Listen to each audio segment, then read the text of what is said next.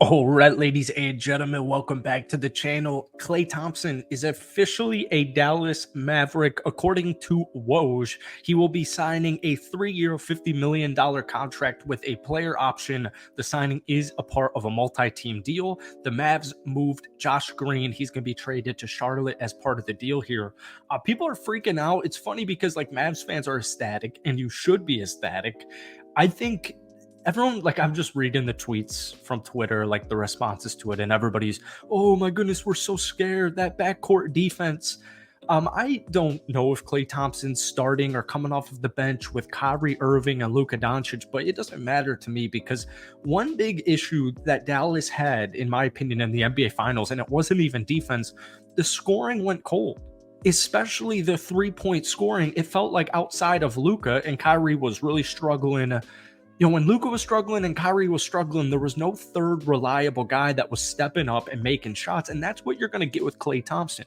He scored 17.9 points per game last season. He made 39% of his threes, but he played in 77 basketball games, and as long as, once again, if he gets benched and he's coming off of the bench, hopefully there's no issues. I assume there's no issues, but nonetheless, whether Klay Thompson's starting, closing games, coming off the bench, but still closing games, it doesn't matter because you just got one of the best three-point shooters in the NBA.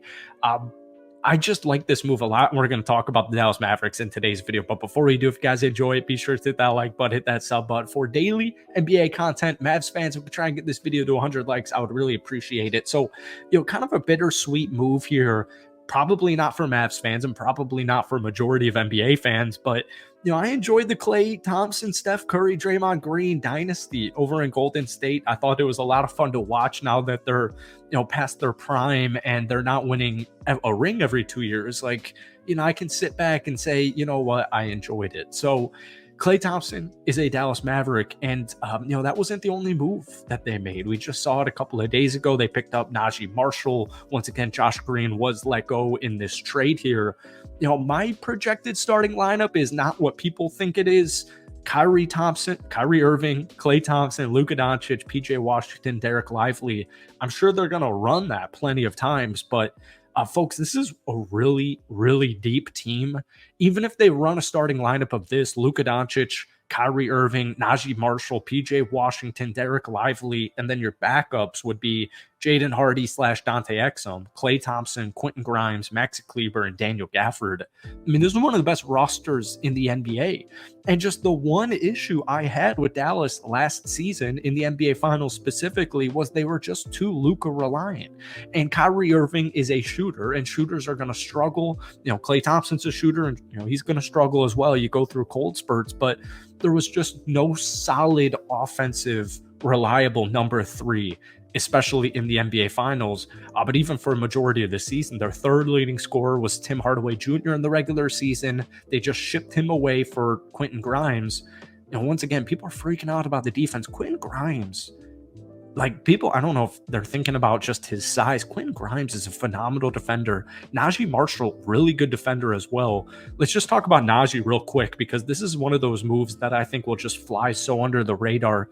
Keep in mind, before Dallas even picked up Daniel Gafford and PJ Washington, there were a lot of questions swirling around. They just picked up Kyrie a couple of years ago.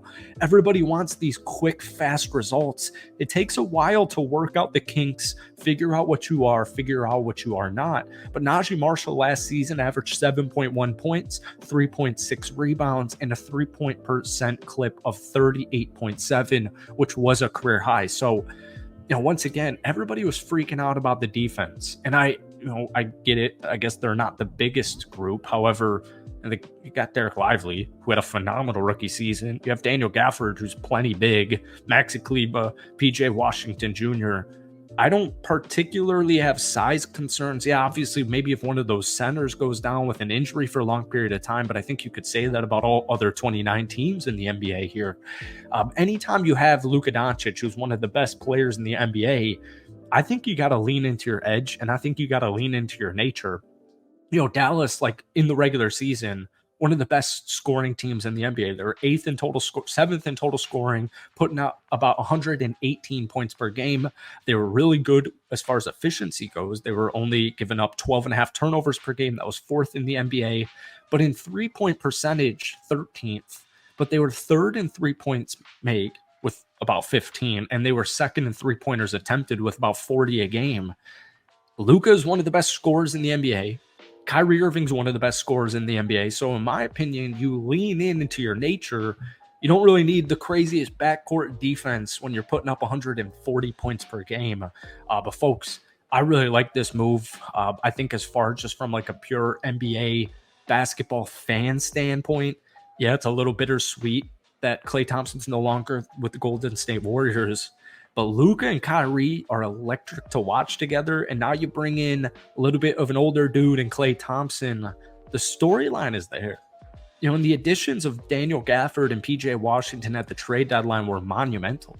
I mean, the Dallas Mavericks just made the freaking NBA Finals. And what sucks is Boston was the best team in the NBA.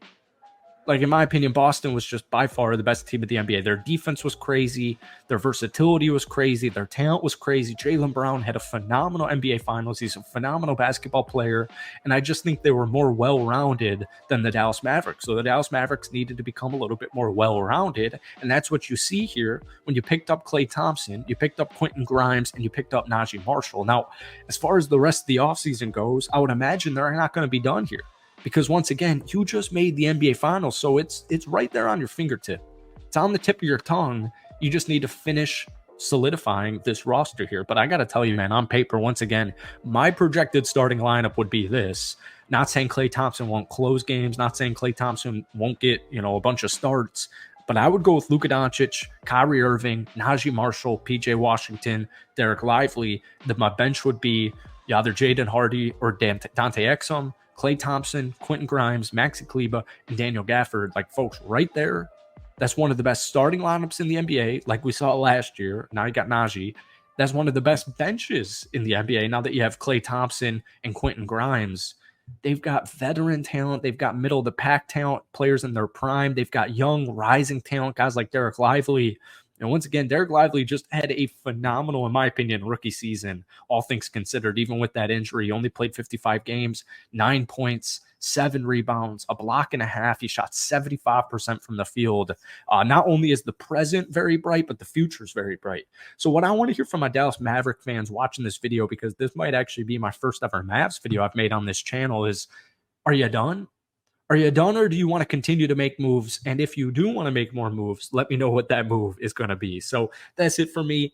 Hope you guys enjoyed it. Hit that like button, hit that sub button for daily NBA content. If you want more Mavs videos, let me know down below. Probably going to do it anyways. But guys, I'm telling you, Klay Thompson to the Dallas Mavericks, it's a game changer in my opinion. Thank you for watching. Peace.